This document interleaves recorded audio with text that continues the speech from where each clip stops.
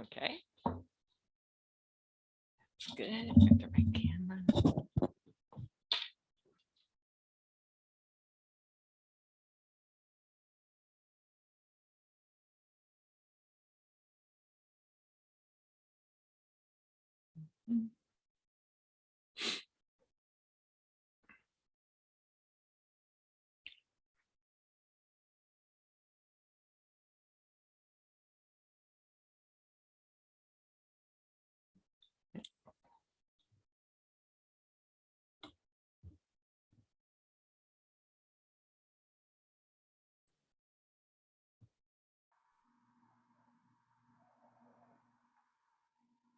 No.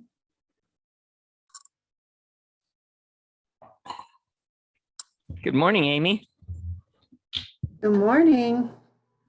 And everyone else, let's see who else is here. I gotta change my name from Rotary host or whatever I am here.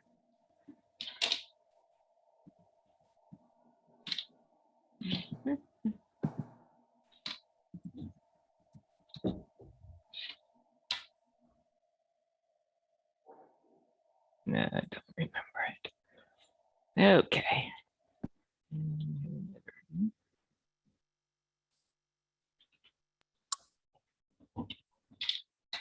Hi, Jill. Morning.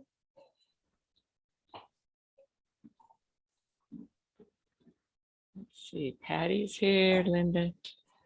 Mimi's coming. She didn't make it last time.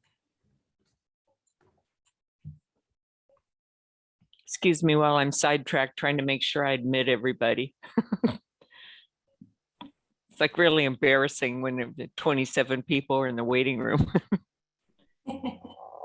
and I'm chatting.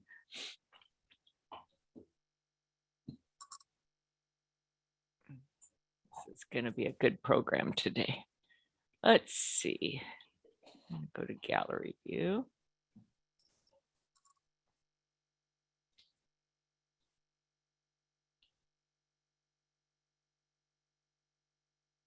Good morning, Linda, Nancy. Lee's here. Well, his mugshot's here. Tia, is it Tia? You're not muted. Tanya.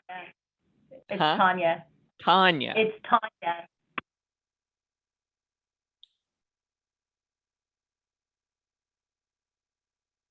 Jill.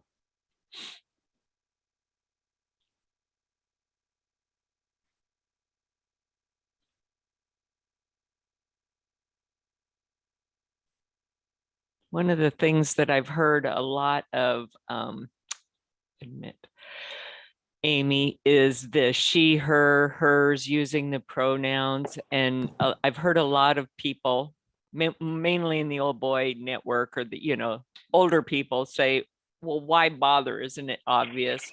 And that's not the point, which I realize, but maybe you can talk about that as well. Sure. It's more of a making other people comfortable. It's just like, why do we use etiquette at a dinner table when we're in public? It's not for us, it's to make other people feel comfortable. Bev Walker's here with her mask on. I'm going to give it another minute. Oh, it's 5 after 10. Maybe I won't. Maybe I'll just keep my eye on this.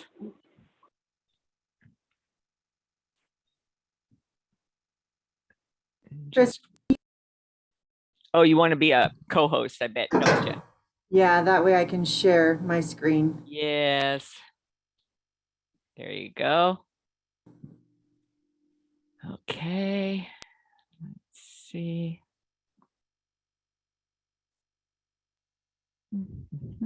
Couple more things.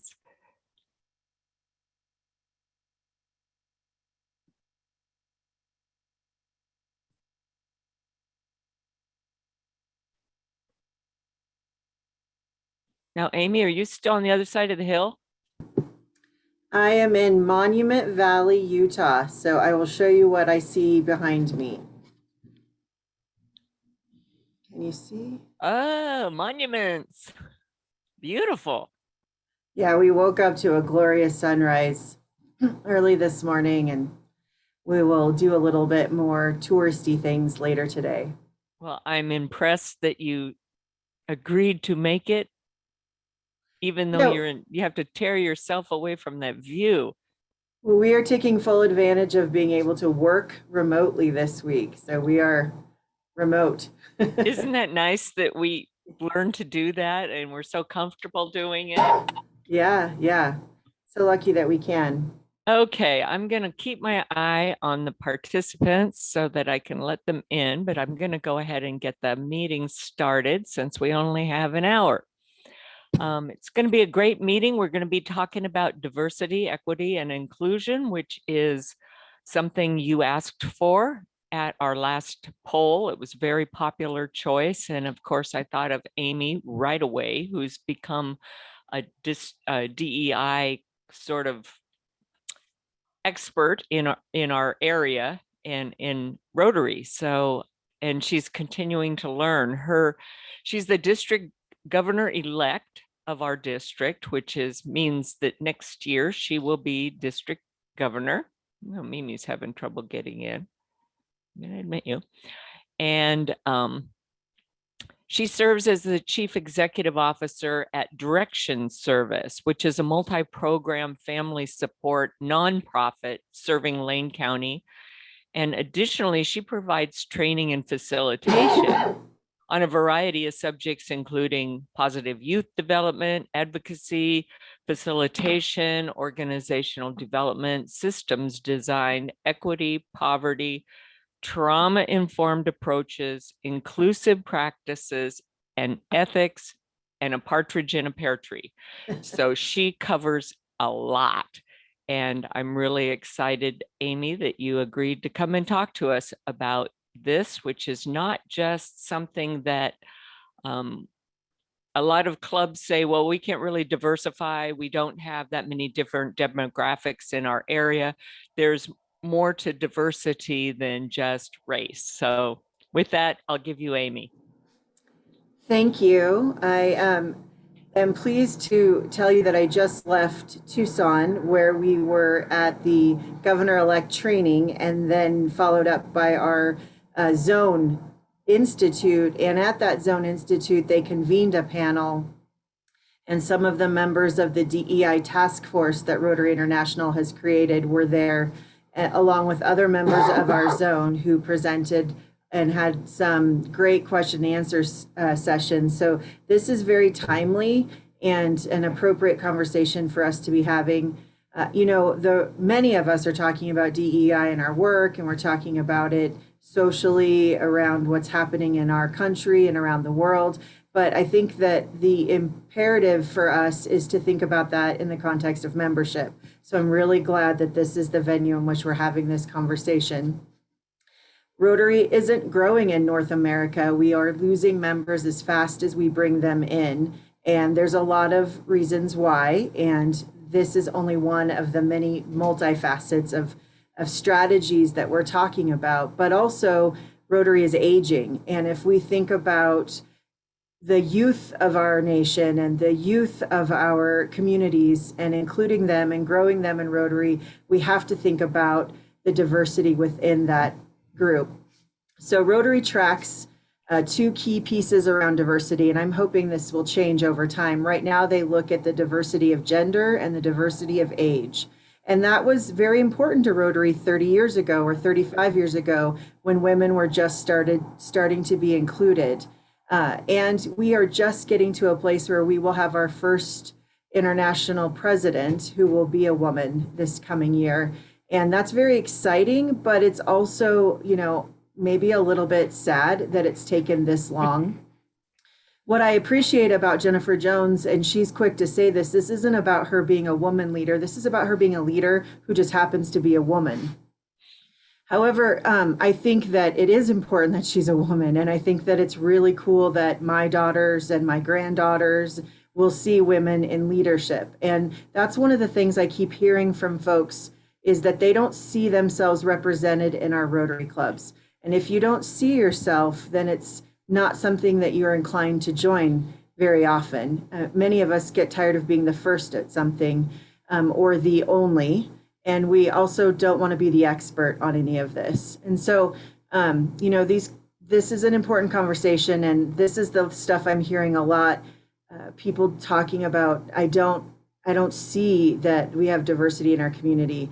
And that's sad to me, because diversity isn't just about race, as Chris was saying. It's around ability and marital status. And so what I appreciate is that there are now clubs that have been chartered for LGBTQ communities because they didn't see themselves represented in clubs, or they weren't able to be comfortable with that status in our clubs. There are clubs that are cause-based and that are looking at affinity groups that are starting to be a part of Rotary. So that the diversity in that is huge. I do want to help direct folks to Rotary International's statement on diversity, and I have lost it. Window closed. Hold on one second. If you Google Rotary DEI, it comes right up. So Rotary has committed to this work and has issued a statement. But what I think is really important is that you think about, you hear from them why this is important. And one of the things that they say is that if we are going to realize our vision of a world where people unite and take action, we have to pay attention to what they bring and who they are, what their backgrounds are, what their age is, what their ethnicity is, their race, their color, their disability, the way they learn, the way they practice faith, their socioeconomic status, their culture, their marital status, the languages they speak, their sexual orientation, their gender identity, and the ways that they think differently.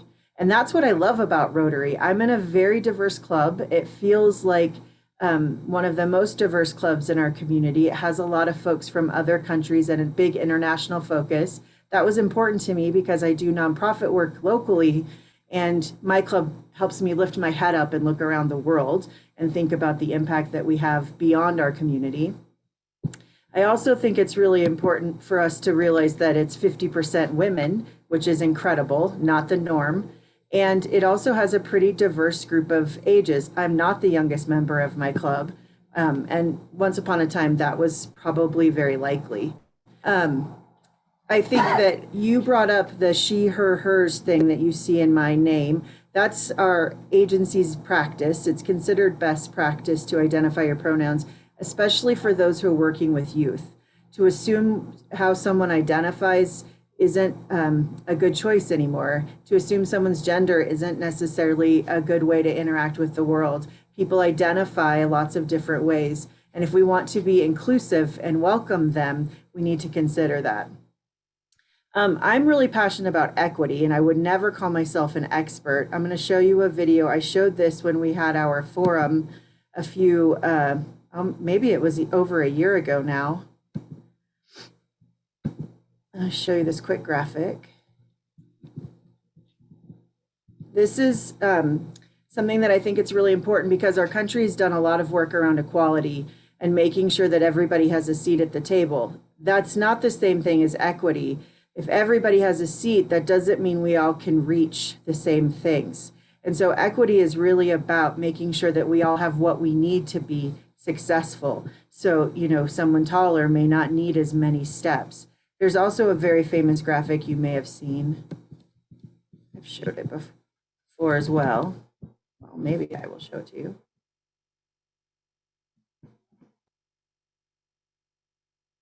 And I love this one because it goes beyond equality and equity into inclusion. And it's changing the fence. It's changing the context that I think is really meaningful in this picture.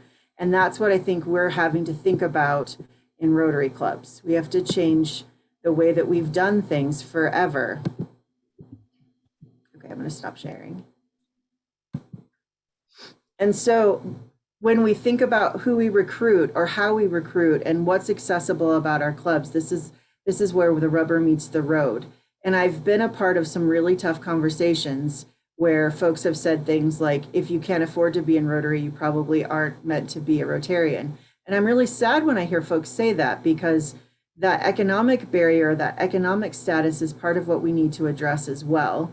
there's a lot of folks that are early in their careers who may not have the means to do some of the things we do in Rotary, but we have the energy and the time and the passion and often skills. So that sweat equity, as it were, is just as valuable to our clubs as the financial contribution. And when I joined Rotary, I was really, really passionate about this. And I would say, this isn't your dad's Rotary Club. And then I realized pretty quickly that I was hanging out with some really great people who were in their dad's Rotary clubs. And I needed to change my way of thinking about that to embrace all folks, even our elders, who bring a lot to the table and who have taught me much and have mentored me. And, you know, as an AG, I was working with a sitting judge, and I do law and advocacy work for special education. She was invaluable to me as a mentor in my career. So I think that we need to value our elders and what they bring, including their financial means. And our elders need to value our youth who bring their passion and dedication and maybe not their money. And as we age and grow in our careers, our economic situations develop. I am a much more generous donor than I was when I started. And I also have maybe a little less time. So my financial donations have increased rather than always participating in every service project. So I think all these things are important. And Rotary's given us a lot of tools to do this assessment and thinking about what is in our club and what's in our community. And so I could spend a lot of time just sort of preaching, and I don't want to preach because I'm not an expert, and I'm a white woman who's middle class and has a lot of privilege. But my goal is to unpack that privilege to figure out how I can help others access the same opportunities and be a part of this amazing group of people. I started talking about my club and I lost my train of thought. My club is very diverse, and as I was saying, and we don't all agree and we don't all vote the same, and we have different priorities. But what I love about Rotary is it brings all those people to the table, and we're united in a common goal of helping our community and the world be a better place. I also trust that those folks come with a set of values and integrity that while they may think and practice them differently than I do, I know that they're concerned with fairness. I know they're concerned with honesty, and equity and inclusion are built into those things. So I feel like we're starting closer together than we give ourselves credit for when we start to have these DEI conversations, and that there's more that we agree about than what we disagree. And one of the biggest things that folks are saying right now is that DEI is political. And you're right.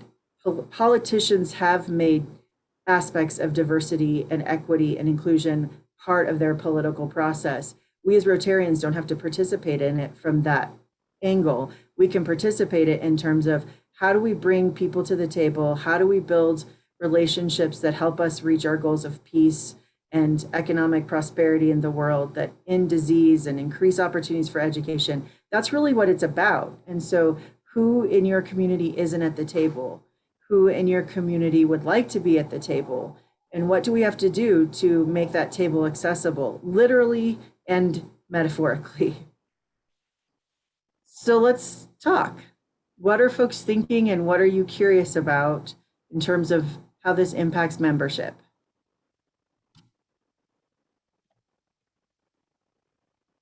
One of the things we had, Aimee, we had a person from Rotary International who works with diversity, equity, and inclusion come and speak to us last year. And one of the take-home messages I got from that I think is something for us all to keep in mind is the inclusion part.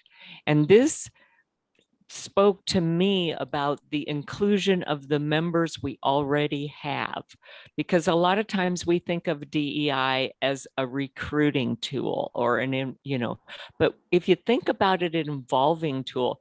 What do your committees look like? What does your board look like?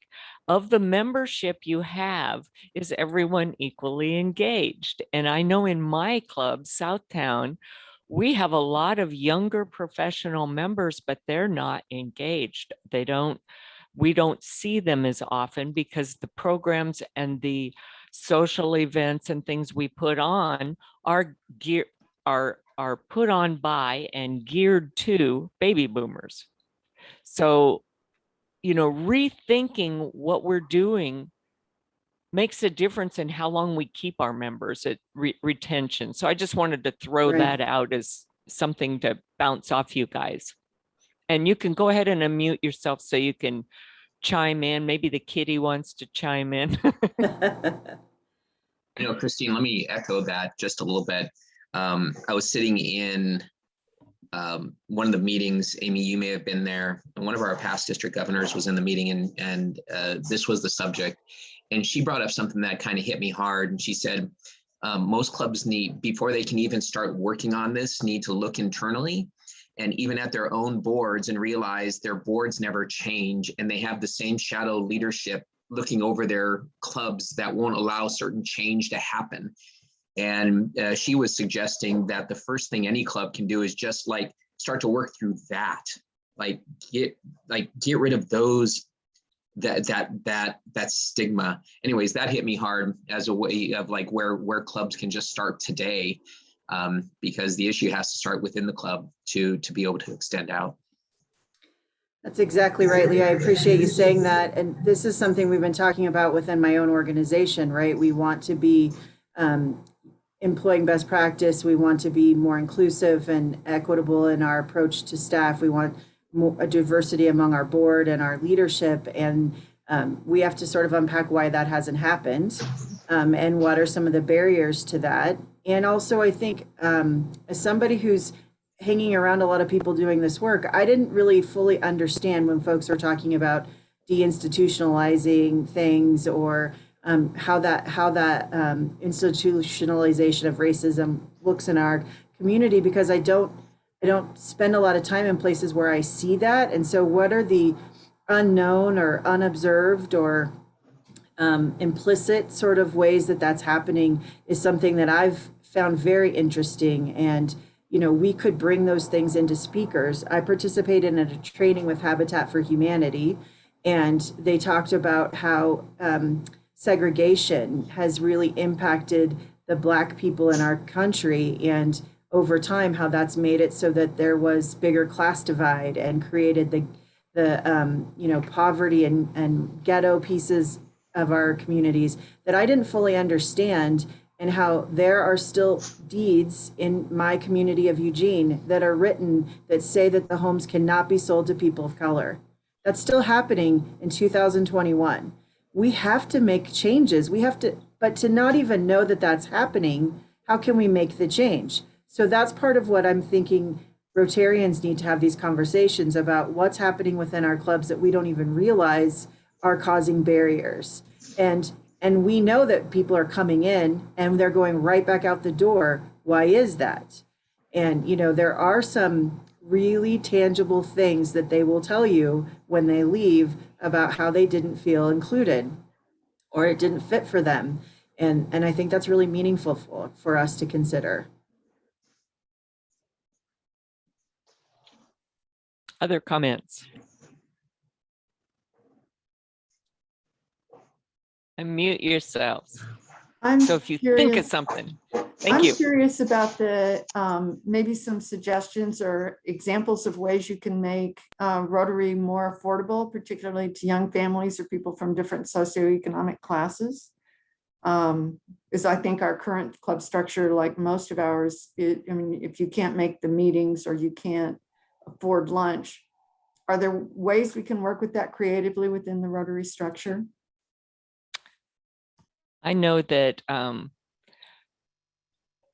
when I started a satellite club at a retirement community, which was not it was a nice shishi retirement community. So it's not the socio-economic demographic that you're thinking of. It's not young, it's not lower income, but they have 2 meetings a month, and they have them they have them at 4 o'clock, but they could just as easily have them at 5:30 or 6. Like Aimee's club, they have their meetings at a restaurant. You can go in at 6 o'clock for their meeting. You can order wine if you want it. You can order dinner if you want it, but it's not mandatory. So it's not, you don't have to.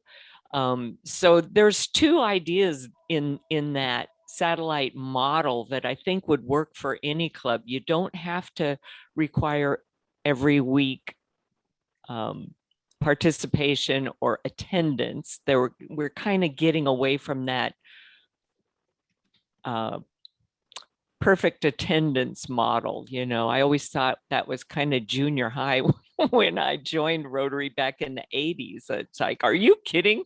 Perfect attendance? I haven't done perfect anything attendance since junior high. But we're kind of getting away from that as long as the participation's there in the projects, right, Aimee? It's really about engagement, and clubs really have permission from RI to really do what they need to do to engage their membership. And attendance requirements being disbanded was one of the first steps for them to show that. There are still clubs who really pride themselves in their attendance, and I think that's great. I think that's awesome. But, you know, my generation is now prioritizing mental health and prioritizing mental health days. And so perfect attendance in school is no longer such a thing to celebrate, because we want folks to take care of themselves. We want them to stay home when they're sick. We want them to also practice wellness. So that means when you're not sick, but you need a break. So we're trying to normalize that, and attendance sort of flies in the face of that. So we really want to shift the focus to how you engage and how you participate. And I like that clubs are looking different. I'm hearing about clubs that meet once a month for a social and once a month for a service project. And they rotate leadership around the leadership of those projects so that everybody's engaged at some level within their club. And I think that's incredible. And often those clubs look like young families, and they involve their kids in their service projects. And, you know, my club is a dinner club, like Chris was saying, and you are welcome to bring your children. In fact, they are treated like stars when they do come. And I really appreciated that over the years, being able to feel comfortable having littles or middles at the table with us. But not every club is appropriate for that. And I think it's okay for us to support people to engage in the club that fits. And so one of the best things that ever happened to me was being a part of the duck race, because I got to build relationships in all of the different clubs in Eugene. And so when someone talks to me about being interested in joining Rotary, I can take them to visit all the different clubs and feel that I can connect them to people who will help them feel comfortable visiting. And I don't need them to join my club. I just want them to join Rotary. You know, that doesn't mean that I don't get to see them. That doesn't mean they don't get to visit my club. There's also passport clubs, which I think are really cool, where you get to visit and not necessarily belong to a specific club. I think that's amazing. There's just a lot of opportunity. And what I'm hearing at Zone and what I'm hearing over and over again is, don't get rid of the no's, figure it out. Like, the rules are being set aside so that we really want to grow and ensure a future. We don't want this incredible service organization to disappear. I think about all that it's accomplished, and we just can't let it go. Thank you. And I know there is a struggle. Our club is trying to have one meeting a month that's an evening meeting. And Mimi, I see your hand up. I'll call on you in a second. But our club wanted to have a one meeting a month that was an evening meeting. Well, we're struggling with that people didn't want to do that. So now what we're doing is we're having that same day, we're having our regular lunch meeting, and then there's a meeting in the evening, and it's not working real well, but we're trying. You know, it's not going to be a one and done kind of situation. We have, as leaders of our clubs and Rotary, we have to keep trying. Mimi. Thank you, Christine, and thank you, Aimee. It's been awesome listening to this and very helpful. So we have a club that's celebrating its 100th year, and our morning club and us are merging. And so it's very exciting. And so we're trying to decide, we're filed the papers for the merger, but in the planning of this, I think it's great that we can offer our members that they have a choice of going to a morning meeting or a noon meeting. And some of the board members feel like, no, it's got to be one meeting for all. And I'd like your input on that. Thanks for the question. I actually heard some examples of how that looks in other clubs at Zone, and there are clubs who do meet differently, and there's still one club. I think sometimes people have a fear that if we're meeting separately, there's this thing that my kids say that's FOMO, sort of the fear of missing out, and we're afraid that you're going to do something that's different than what we're doing in the morning. Some clubs have talked about how it was difficult to book speakers who would speak to both clubs. And so their content looked different. And I actually think that's kind of amazing because, when we were talking at the beginning, not all of the speakers are relative to everybody, right? Or relevant to everyone. So something that might be about aging may not be as relevant to somebody who's just beginning their career. It doesn't mean it's not important and it shouldn't be included in the club. And I've sat through a number of things that I don't resonate with, but I'm in it for something else. That the program isn't the whole reason I come. But there are people who come to Rotary because of the programs. And so how do we manage those things? And I think we're going to have to be creative and we're going to have to try it. We're also going to have to be okay if we have clubs spin off and break away. I've been thinking more and more about the leadership opportunities in Rotary and how we don't really capitalize that in recruitment and retention. And as a nonprofit leader, I belong to a couple of organizations, and once a month we have programming that's really about the edification and growth in our industry. And wouldn't that be amazing if Rotary was providing that for us? And as an employer, I would pay for my staff to participate in programs that help them be better leaders in our organization. And so, maybe there is, that's an interest-based club coming, that's a nonprofit leader club, and all of our programming is around that. And it would be a great way to engage in supporting our community because we would have insight into all the service that's needed in the nonprofit world. So, Right. There's a lot of different ways to manage that or encounter it. And Chris, I like that you are taking risks and trying new things. We call it failing forward. This is the only way we learn is by trying something. And if it doesn't work, it's okay. And we have to be graceful about it. We have to be okay that people are going to give us feedback we don't like. And we can't be so attached to our own ideas and ways of doing things that it creates additional barriers when we're trying these new things. Right. Well, you think of a baby learning to walk, and we've all been there. Can't remember it very well at Right. all, but it didn't work the first try, right? You stumble, you fall on your bum, and you get up and you try again because the impetus to learn and grow for that baby is that they want to get to what's over there. And there's something better over there than where they are now. And there's something better out there for Rotary than where we are now. We just got to get back up off our bum and keep trying. Bev Walker, you have your hand up. Yeah, I wanted to say we got rid, well, first of all, I want to say we have 67% female Woot, woot. in our stats.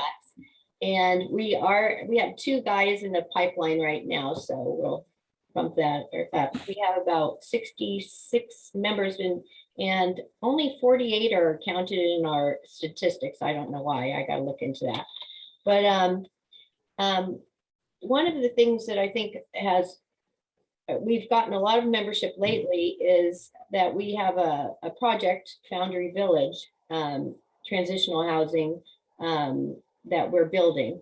And so we're getting a lot of people in that are concerned about housing, lots of nonprofits in our membership, and people that have just volunteered in those projects. And so I think that's adding to our membership. And we got rid of our attendance requirements. Some people, we still count because some people like to have that 100% attendance for 20 years, past 20 years or whatever. So we still count, do attendance. And we just started a sponsorship for a confidential dues waiver. And we haven't used it yet, but that's one of the things that we've just incorporated into our membership. And a younger Rotarian membership, a discount. So those are the things that seem to be working. Thank I you for like- touching on the discount thing. I wanted to encourage other people that are here in attendance to circle back to that question about what can we do financially for people that are maybe in the lower income range. Maybe they have young kids, and they just don't have a bunch of money. What have clubs tried or thought of that just might work?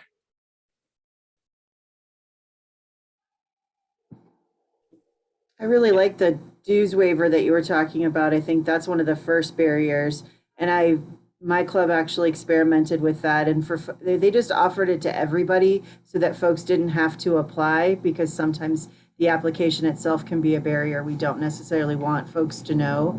And so what they said is that we're going to waive dues for the first 2 years of your membership. And if you're in the position to have paid those dues, why don't you just make a donation to the foundation? And I thought that was a really nice approach. They brought in 2 folks, one of whom was a teacher that I sponsored, and I knew she couldn't afford it. She had just transitioned to our community and bought a house and didn't have extra. So it was a benefit to her, but I don't think she would have filled out an application. And so just having it be offered to her as a new member was a really nice gift. And there are international dues and district dues that we have to pay. So there's a minimum cost that sometimes can, if we just discounted enough to cover that might be enough. We wouldn't have to completely waive the dues. And there's just a lot of different ways to think about those things. We also need to think about the other costs, the meal costs. I feel, like I said, very fortunate that I don't have to participate in the meals. So I could just come and leave and go home and eat, or eat before, and it's no big deal. And I've seen people actually bring small things like meal bars and things and smoothies into the meeting, and the restaurant doesn't mind. We generate enough revenue with our wine and beer purchases, I'm sure, to keep. I think we got them through the recession, but many clubs have to pay for their room use, and so do we consider where we have our club meetings so that isn't a barrier? And things like that. There are other costs, the requirement of participating in the duck race and selling tickets or buying tickets and things like that all added up. And so we try to be really upfront about some of these things that you're asked. You're going to hear about Happy Dollars every week. You're going to hear about this thing that we do every year. You're going to need to come to our annual auction and participate. So there are costs that we don't realize are implicit in being a member. And how do we address those as well as the dues? And our reputation is that we're, that you're going to join, you're going to have to pay Happy Dollar. They have fines. There are hundreds of dollars in fines. I did a survey of younger potential and current members when I was in the Newport Club. And that was one of the things that read it loud and clear, is it's our reputation. Whether it was right or wrong wasn't the issue. If that's what they thought, then, that influenced their decision. How many of you have a meal included in your dues? Can you raise your hands? Jill does. Tanya. That's it. Well, Christine, I was going to say, we in our club, we did up until COVID, and like everything COVID forward is a reset. Like the mindset is we just got to think different, be different. Like whatever we did in the past doesn't have to be going forward. So our club hasn't started meeting back in person yet. So the answer is, I don't know for my club. Our club, the reason we have included it in our membership is that the restaurant where we meet has to bring in staff, which before the staff was already there. Now the restaurant doesn't open until 4 p.m. and we meet at 7. So because of that, I never eat breakfast that early, but I still pay for the meals, and really I'm paying for the staff. So that's a little bit of a difference. Yeah, it's tough because we have to consider the restaurants too, that Yes. we're going to. And I know that I've talked to some older Rotarians, and I shouldn't just throw them all in the old category, but their mentality was that they should be they should be glad that we're coming. They should be glad that we're coming to their restaurant and wanting to pay minimum dollar for our lunch because we're Rotarians and we're so special. And, you know, from a restaurant point of view and a business manager's point of view, that doesn't cut it. You know, yeah, they have overhead, they have food costs, they have spoilage, they have staff, they have insurance, electricity, blah, blah, blah, blah, blah. And we want them, or we should want them, to make a living. So, you know, is Aimee's club's model a little bit more realistic these days? Should we not, if we didn't have a mandatory lunch, but we just had people go and order their food and get served if they wanted it, then I think the rest, that's a little bit easier for restaurant management to work with than to assume that it's a buffet style lunch and they've got to cook all this food. And then now you've got to guarantee a minimum number of people, which if you're like our club, our minimums, we've squeezed them down because we're not getting the attendance. And this was before COVID. So I mean, we're not struggling in a vacuum. The people around us and the businesses around us are having that issues too. But what can we do? I love Aimee's model that you go in and you know, you're just like a person that might walk in off the street and want to either have dinner or not. And they're already planning for that, right? Yeah, there's no charge for the room use, which is pretty unusual. And so I think that, you know, I think that's not an easy thing to replicate, but I only can see what I can see from my perspective. And so part of what I've appreciated about having these conversations is inviting folks who've left or folks who are interested in having be a part of our clubs, give us feedback and maybe help us think from different perspectives. Your club meets in a really great location, Chris, and has really great food. But you know, if you maybe heard from somebody else, there might be other options. I don't know what they are, but we have to be open to hearing them, and we have to figure out how we can get that information in ways that we're not currently getting. One of the things that somebody recommended, sorry to interrupt you. I just wanted to say that one of the things somebody recommended was having folks visit, because there are some traditions in our club also around meals, you know, invocations. Some clubs pray. Some clubs say the pledge, some do the four-way test. There's a lot of different things that we do that also really benefit from that outside perspective to what that looks like to folks. Jill, you Sorry, started I would have put my hand up, but I'm on the video. Oh, okay. There on you the are. phone, and I can't put my hand up from my phone. I mean, maybe Who I are can, you but and I'm where not are you that from? technologically. My name is Janelle Jurgen. I am from Medford. I am the president-elect for the Rogue After 5 Rotary Club. So I'm really excited to be here because we have an interest to grow and just to serve our community. Good. A little bit differently than we have. We actually lost our meeting place, and we had a very similar model to what Aimee is describing, where we had a nice pizza place. It was a ton of fun to go to a Rotary meeting at a pizza place and have our spot in the back where we would have our guests come and we would get together, and it's a real family environment, and we really like that. Right now, we're looking to replace our meeting place. And so we just sat down and made a list of things that are important to us and our members and the people who come and visit. And as we go out and check out new venues, you know, we're looking at the cost of meals, and we don't have a meal plan. You come and you eat or you don't eat, it's up to you. The cost of meals, does the restaurant need a minimum? We're looking at smaller, what I would call maybe mom and pop or independent restaurants and independent venues who may need to make, you know, $250 or $300 or sometimes more than that. And just making sure that we have a plan to address those needs so that we can average the right amount of money for that that business over time. And it's not particularly difficult, but it is a little bit outside of the box. You know, we've got venues set up through the end of the year, and hopefully we're able to find one that will work for us. We're also meeting in person and online. We have a group of members who are not comfortable coming back in person, and so we're doing our best to make sure that the venues that we go to have adequate access to Wi-Fi, and we can get our Zoom meeting up and going and everybody can hear. And we may continue that model moving forward for our members who are not comfortable getting back or who have a hard time getting off work on time sometimes. Sure. But it's been really well worth the effort so far to be out and to be seen. I really just wanted to say that I appreciate the reframe on engaging people. And that's one of the themes that I hear coming up from our club is, we're not the big money club. We're not the club where the guys walk in the suits and it's going to cost you hundreds of dollars. We've got a couple of those here in the area. It's going to cost you a lot of money to go. We don't want to be that kind of club.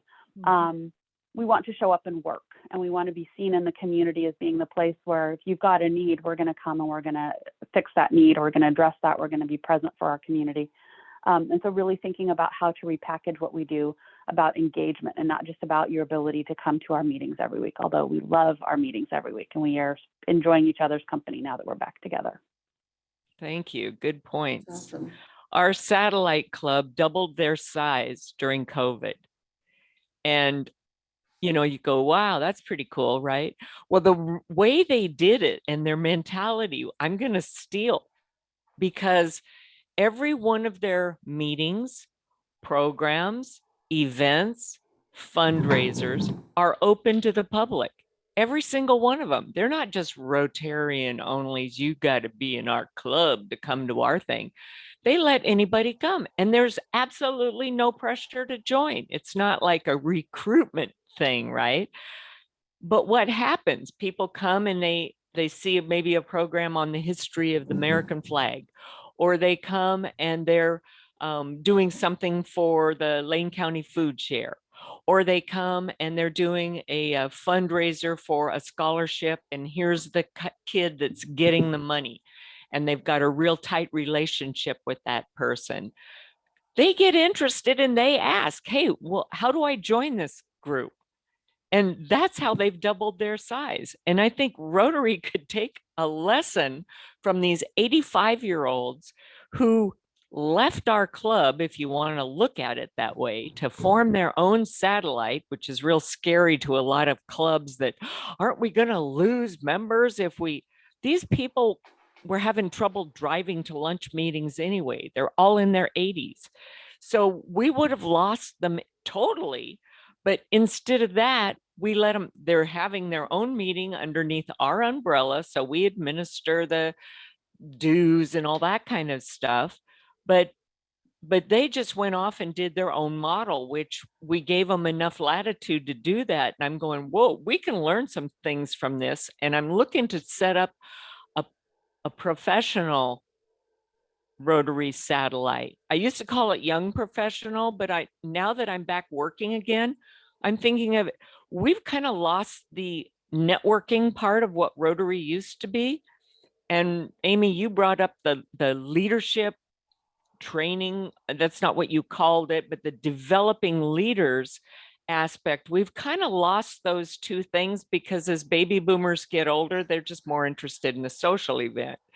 And, oh, let's have a potluck and visit, Well, younger people and working people want to build those networks, and we need to get back into that business aspect, because that's really how we're going to survive in the future. Okay, I'm going to get back off that soapbox. Sorry. It looks like somebody has their hand up. Nancy has her hand up. Oh, sorry. Unmute yourself. Oh, thank you.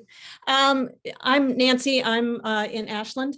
And I just wanted to say about the meals.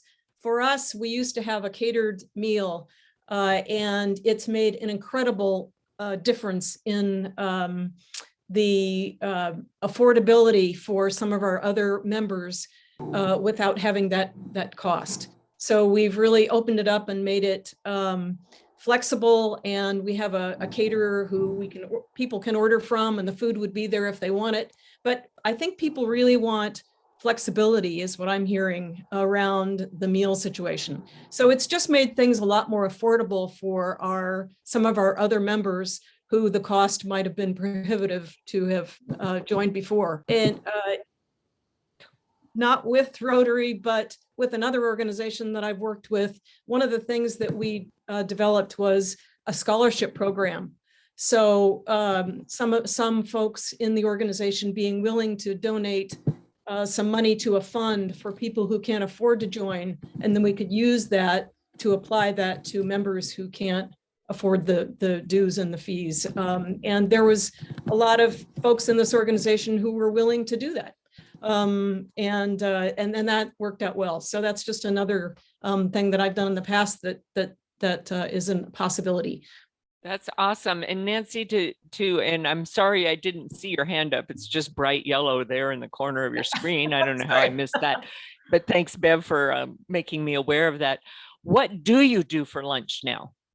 So we have a local caterer who people they get an email every week, and with what the options are for the meal for that week.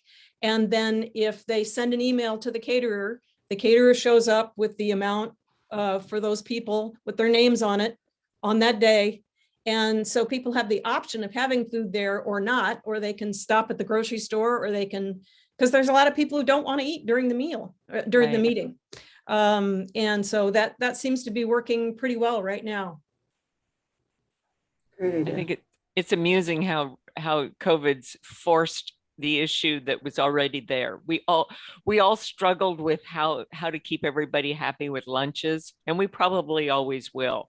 And I say lunches, but it could be any meal, and whether to include it or not, and how to deal with that. So who else has a different way of approaching the whole meal issue? Because it's, people want to eat when they get together, or some of us do. Jill. Oh, I don't have my hand up. You made a noise, your screen lit up, so I thought you were going to say something. There are, but just as long as you call on me, there are people in our club that expect the meal. I mean, that's part of their inclusion in the group. They come, they share food with their Rotarian friends. And then there are others who don't care to, but as I mentioned before, our main issue is staff. We have to pay for the people to come in. We don't have the option of catering at 7 a.m. in Jacksonville. So yeah, we tried other venues. We meet at the Bella. Jerry's a member of our club and he wants us to stay. So we're kind of stuck right now. Tanya, what do you guys do? They have the meals we have our meetings at the country club, and I think we get like a couple of selections. But I think, like you said, when I don't always want to eat, and I don't always want to eat that type of food, but you kind of feel stuck in the middle, that if you go, that's the expectation that you're going to eat that. Yeah, there's a lot of dietary restrictions anymore. How about you, Patty? Prior to COVID, we had a buffet and you could eat or not. Now during COVID, we have meetings like every other month in person or a blend, and the food is catered and you can eat or not eat. And that's always pretty much been an option in our club. It's not required that you eat. In the past, you had to pay like a certain amount just to sit there and have coffee and dessert, but we've done away with that. And I wanted to say earlier, our membership kind of every year kind of comes with 2 free meals, one where we do a social picnic, generally in the fall, and then the holiday party, which I've been trying to successfully get changed to the holiday party instead of being called the Christmas party, which has been a struggle if you go back to the topic we were talking about. Yes. Inclusion, but those habits are really, really hard to break. I'm at a college, and so we live DEI in our world. It's a strategic priority that we're planning around for the next 5 years on our campus, but trying to bring that to my Rotary Club, which turns 100, and it has been a struggle for me to always feel like I'm the one that has to champion this work everywhere I go. Well, a lot of times we feel that way, and you know what? It's important that we do it anyway. Yeah. You know, it's like they used to say, I think Jane Fonda used to say, feel the burn, you know, just do it anyway. Barbara, you're muted and I can't see you. I see a beautiful picture. Are you there? Would you like to add anything? Well, then I'm unmuted. We've had a flood at the house, and my house is just, it's an incredible mess. Oh. We have just started going back to in-person. We were a morning breakfast club. We are shifting to an evening club, and we were just having appetizers available for people. We've embedded the cost of the meal into the dues, just because for those folks whose companies and organizations pay for their membership, then it's all embedded that way, and it makes it a whole lot easier for those folks to participate with the meal. And it's been a point of conversation. Because we're very, very rural, we don't have a lot of choices in where we can meet. I mean, there's not like, there's just, other than the restaurant we're at, that's it. Where are you? Eagle Point. Oh, okay.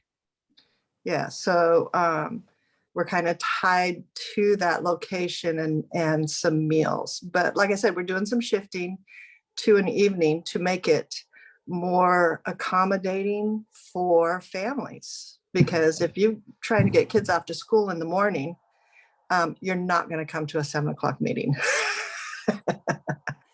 So, but right now we're struggling with membership, period. Again, we're very rural and been pretty hit pretty hard by all of the shifts that everyone else is being impacted by.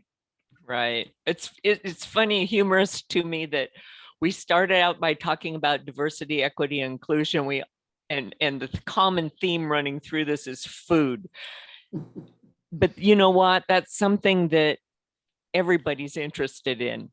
You know, food does bring people together. And so how we approach creatively our food situation will help Rotary in the future.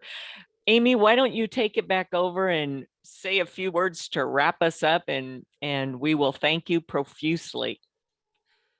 Thanks, Chris. You started the wrap up with what you were saying. We got to the place where I think it's an easy place for us to see where we could be more inclusive and where we have to consider lots of different needs and priorities. But I think the job for us in doing this is, where are the other points that we could be, thinking about and having conversations, and I think we have to ask more questions, and I think we have to approach this with curiosity rather than stomping into the middle of the room and telling folks this is what they need to do to be more accessible. I've never been successful as an advocate being able to come back to a table once I've set it on fire. And so sometimes we need to flip tables over and we need to start a fire. I'm not saying that that's not appropriate when we're doing justice work, but I think within a group of people who we respect and have a lot in common, we could start by just taking small steps and having conversations.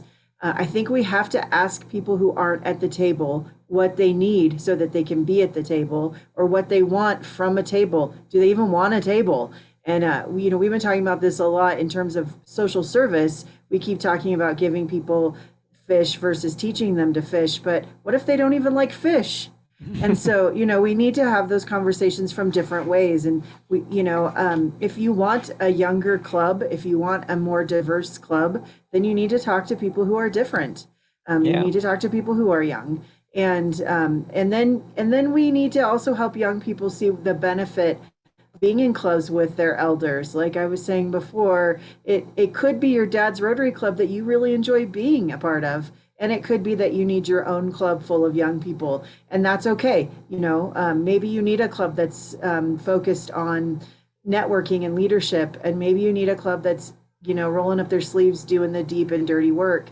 All of those things are important. All of those things make us Rotarians. But True. it's a conversation, and sometimes, it's also being okay with some things that you aren't interested in. So, I participate in things that aren't my favorite thing to do because I care about the people who it is important to. So, but that comes after relationship. And how do we build relationship? And how do we, include people in that? That's Well, important too. So, so true. The world needs Rotary. That's why we have to continue our struggle to help Rotary survive, because it's so important with the world. So when I got this little phrase out of a workshop I just went to, because I love attending those kinds of things. She said, don't get furious, get curious. So when we're dealing with people that maybe aren't at the table, or we don't agree with, it's real easy to get furious with them because they're wrong, right? No, let's get curious and ask those questions and see where we can meet halfway. And, we can make the world a better place. And it's really an important task to do that. And we can start right here at our Rotary Club. So I'm going to wrap up the meeting. Aimee, will you send me your 2 slides that you sent out? Because I want to share those with when I do the wrap up, and I will send everyone the video link on YouTube for the video of this session. So thanks for coming. Next month, we have another, whatever was the next topic on the list. It'll be a good one. thanks, everyone. Thank you. Thanks Bye. again. Thanks again, Aimee. Bye. Thank you. Have fun today.